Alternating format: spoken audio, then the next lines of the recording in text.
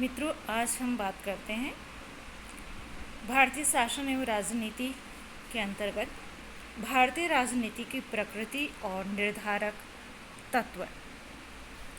मित्रों, हम भारतीय राजनीति की प्रकृति की बात कर रहे हैं। वर्तमान में भारत सामाजिक, आर्थिक और राजनीतिक परिवर्तन की प्रयोगशाला है और ये निश्चित रूप से एक संक्रमणकालीन समाज का उदाहरण है और अपेक्षाकृत और भी अधिक जटिल समाज व्यवस्था के अंतर्गत हमारी जटिल राज्य व्यवस्था है। जितना हमारी सामाजिक व्यवस्था जटिल है, उतनी हमारी राजनीतिक व्यवस्था भी जटिल है। स्वतंत्रता प्राप्ति के बाद भारतीय राजनीति के सम्मुख जो सबसे महत्वपूर्ण लक्ष्य था वो था राजनीतिक और आर्थिक विकास के साथ साथ समाज के पुराने ढांचे को बदलना, और हमने इस लक्ष्य की प्राप्ति हेतु अधिनायकवाद के मार्ग को नया अपना करके एक लोकप्रिय संप्रभुता और वयस्क मताधिकार पर आधारित लोकतंत्रीय मार्ग को अपनाया, ये हम सभी जानते हैं। ऐसा न केवल आदर्श और भावना के कारण वरन व्यवहारिक कारणों से भी किया गया, क्योंकि मित्रों यही एक ऐसा मार्ग है जिसके आधार पर राष्ट्रीय एकीकरण, सामाजिक संगठन और आर्थिक विकास का एक सुदृढ़ आधार प्राप्त किया जा सकता है। प्रारंभ में तो इस मार्ग को अपनाने में कुछ कठिनाइयां सामने आई, लेकिन धीरे धीरे इससे राजनीतिक केंद्र की स्थापना और संस्थानीकरण में हमें सफलता भी मिली और आर्थिक और सामाजिक नीतियों में समय समय पर जो दोष दिखाई दिए उन्हें भी पूरा किया जा सका है। इस मार्ग की सर्वाधिक महत्वपूर्ण सफलता हम इस तथ्य में देख सकते हैं कि इसने उन वर्गों को भारतीय राजनीति और राज्य व्यवस्था के साथ संयुक्त किया है जिनके सोचने, विचारने और कार्य का ढंग अब तक लगभग अराजनीतिक था। अभी हाल ही के वर्षों में जो परिस्थितियां तेजी से परिवर्तित हो रही हैं और इन बदलती हुई परिस्थितियों के परिणाम स्वरूप जो राजनीतिक संगठन और ग्रामीण भारत के सामाजिक ढांचे के बीच जो दूरी थी वो अब कम होती जा रही है। हम रजनी कोठारी के शब्दों में कह सकते हैं, यह विकास भारतीय समाज के शक्ति संबंधों में महत्वपूर्ण परिवर्तन का परिचायक है। अब समाज का राजनीतिकरण हो रहा है और राजनीतिक व्यवस्था का सामाजिक आधार भी व्यापक होता जा रहा है। हम भारतीय राजनीति की प्रकृति के संबंध में कुछ प्रमुख बातें इस प्रकार कह सकते हैं। सबसे पहला आता है परंपरा और आधुनिकता का समन्वय, दोनों का समन्वय, परंपरा और आधुनिकता का। परंपरा और आधुनिकता को सामान्यतः एक दूसरे का विरोधी समझा जाता है, लेकिन वस्तुस्थिति ऐसी नहीं है मित्रों। इन दोनों में मेल भी संभव है और भारत में ऐसा समन्वय ही स्थापित किया गया है।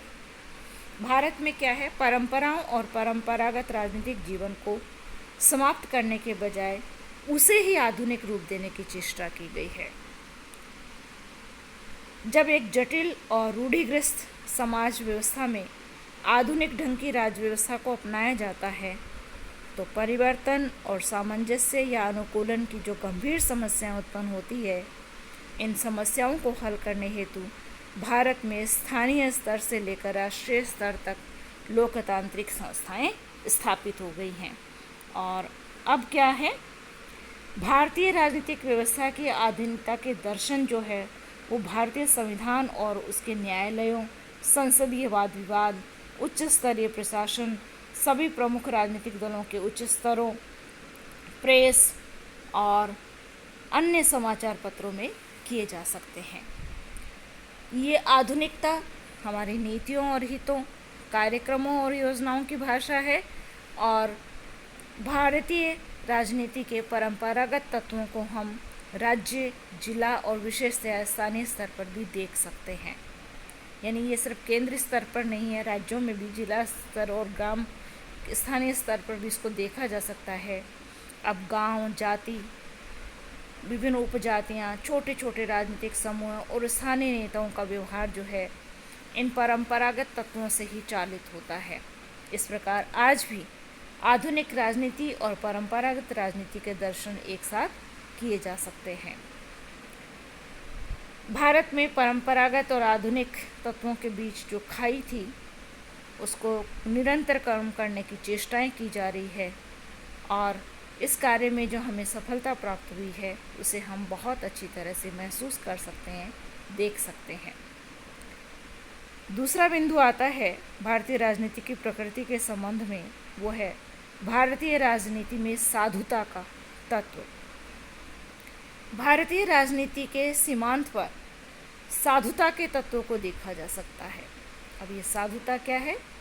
इसका आशय ये है कि यह तत्व मात्रात्मक दृष्टि से अपेक्षाकृत कम व्यक्तियों द्वारा अपनाया जाता है और व्यवहारिक राजनीति में इसे निश्चित रूप से गौण स्थिति ही प्राप्त है।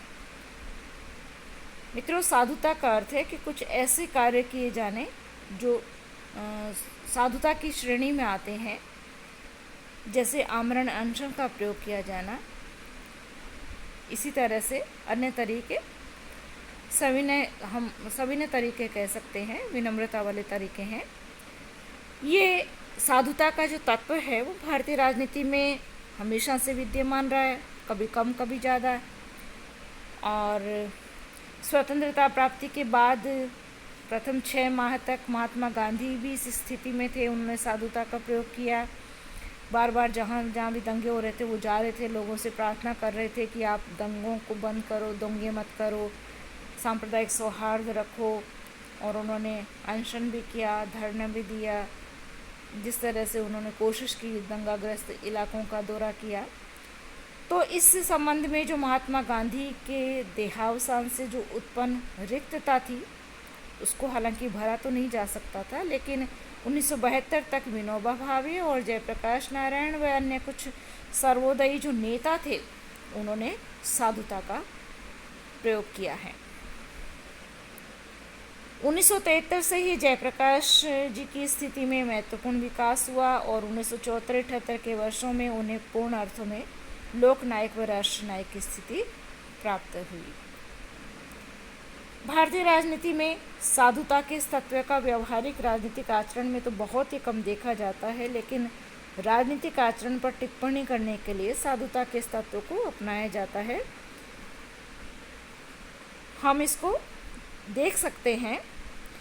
उदाहरण के लिए 1974 में मोरारजी देसाई ने गुजरात विधानसभा भंग कराने के लिए और 1975 में मोरारजी देसाई ने ही गुजरात विधानसभा के चुनाव कराने के लिए साधुतावादी तत्व यानी आमरण अनशन का प्रयोग किया था। मॉरिस जोन्स ने अपनी एक पुस्तक the government and politics of India में भारतीय राजनीति के इन 3 भाषाओं या स्वरों, परंपरावादी, आधुनिकतावादी और साधुतावादी का उल्लेख किया है। उसने लिखा है, उनके अनुसार भारतीय राजनीति में विभिन्न स्तरों पर और समूहों में, नेताओं में और संस्थाओं में न्यूनाधिक मात्रा में ये तीनों स्तर देखे जा सकते हैं, स्वर देखे जा सकते हैं। और होना ये चाहिए था कि समय के साथ साधुता का ये तत्व अधिक शक्ति प्राप्त करता, लेकिन व्यवहार में स्थिति क्या है, विपरीत रूप से सामने आ रही है। आज 21वीं सदी में हम देख रहे हैं कि भारतीय राजनीति में साधुता का तत्व निश्चित रूप से कमज़ोर हुआ है, बहुत ज़्यादा प्रचलन में नहीं है। तीसरा बिंदु आता है सत्ता परिवर्तन की सुस्थिर पद्धति। राजनीतिक परिवर्तनों की स्वीकृति या सत्ता परिवर्तन की सुस्थिर पद्धति लोकतांत्रिक व्यवस्था का एक अनिवार्य नियम है और भारत में सत्ता परिवर्तन की जो पद्धति स्थापित हो गई है, जिसने क्या है, लोकतांत्रिक व्यवस्था को सबलता प्रदान करने का कार्य किया है, लोकतंत्र से सबल हुआ है। पहले तो क्या है, सत्ता परिवर्तन की स्थिति 1964 में शास्त्री जी के पद ग्रहण और 1966 में श्रीमती इंदिरा गांधी के पद ग्रहण के रूप में देखी गई। उसके बाद 1967 में भारतीय संघ के आधे से अधिक राज्यों में सत्ता परिवर्तन हुआ और अब तो केंद्र में भी बहुत बार 1977 में, 1980 में, 1989, 1991 में, 1996, 1998, 2004 में सत्ता परिवर्तन हो चुका है। तो ये सत्ता परिवर्तन की सुस्थिर हमारे यहाँ पद्धति चल रही है। चौथा बिंदु आता है सिद्धांत यानी समाजवादी व्यवस्था। हमारे संविधान निर्माताओं ने भारत के संविधान और राजनीतिक व्यवस्था को समाजवाद, साधुवाद, समाजवाद, साम्यवाद या पूंजीवाद जैसे किसी विशिष्ट राजनीतिक दर्शन का अनुयायी नहीं बनाया, किंतु धीरे धीरे क्या है, समाजवाद ने भारतीय राज्य व्यवस्था के विचार दर्शन की स्थिति प्राप्त कर ली।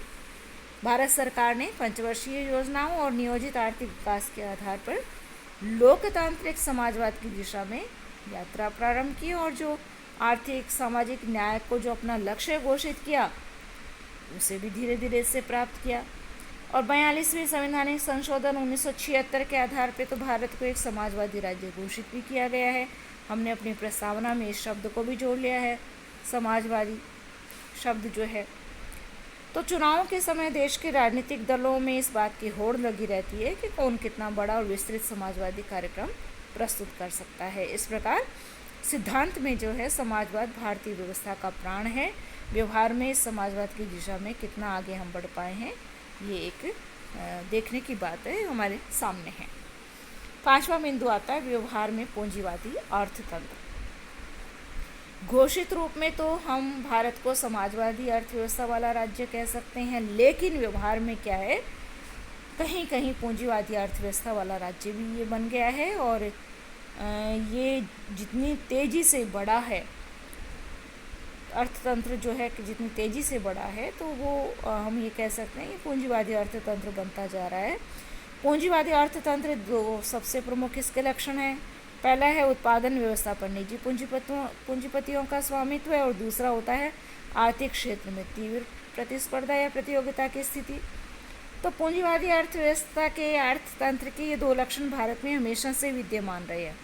और 20वीं सदी के अंतिम दशक में तो उदारवादी अर्थव्यवस्था, बाजार व्यवस्था या वैश्विक अर्थव्यवस्था के नाम पर जो पूंजीवादी अर्थतंत्र को पहले की अपेक्षा अधिक अंशों में अपनाया गया, यानी उदारवाद के नाम पर।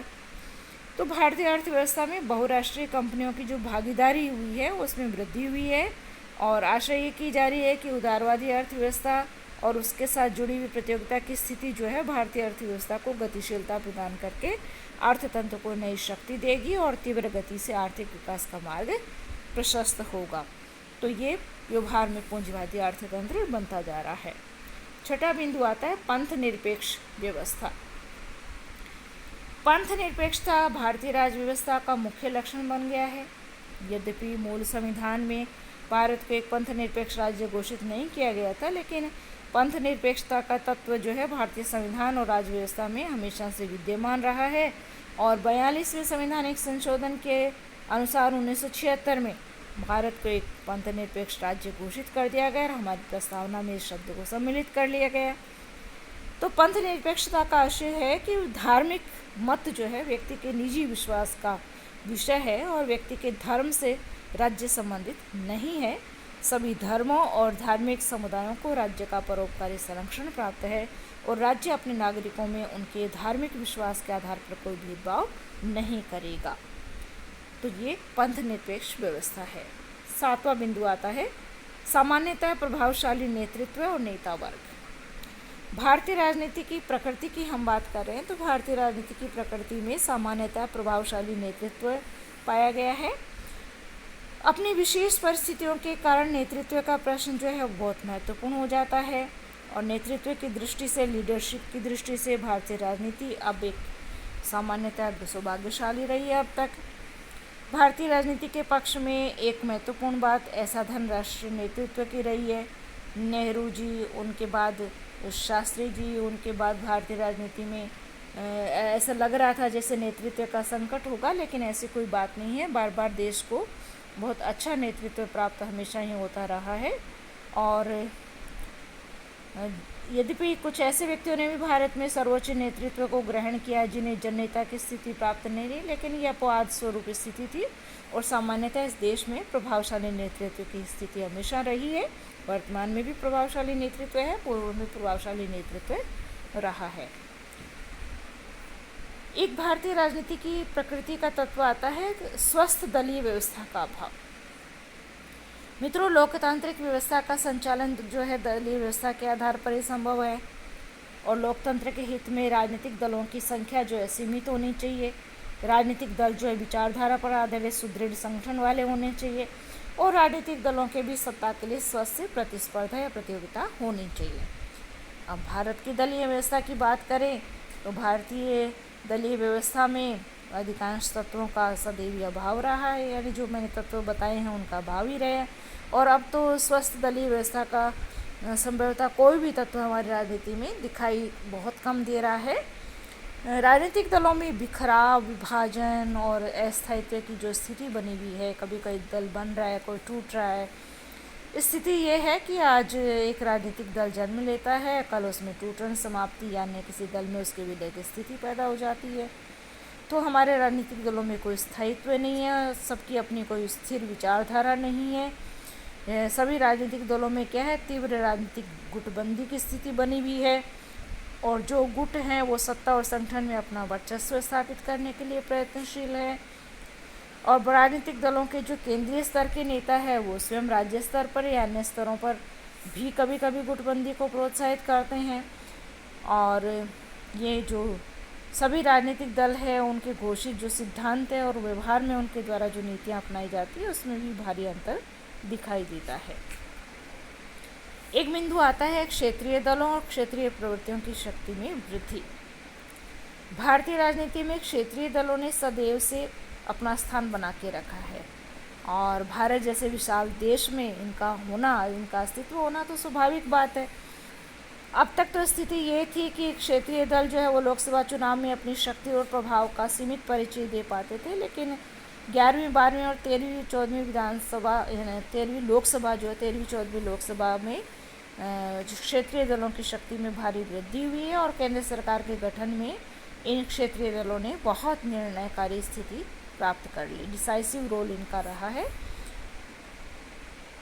कई बार ये किंग मेकर की भूमिका में भी आ जाते हैं, यानी क्षेत्रीय दलों के सहयोग से सरकारें बनी हैं, केंद्र में बनी हैं।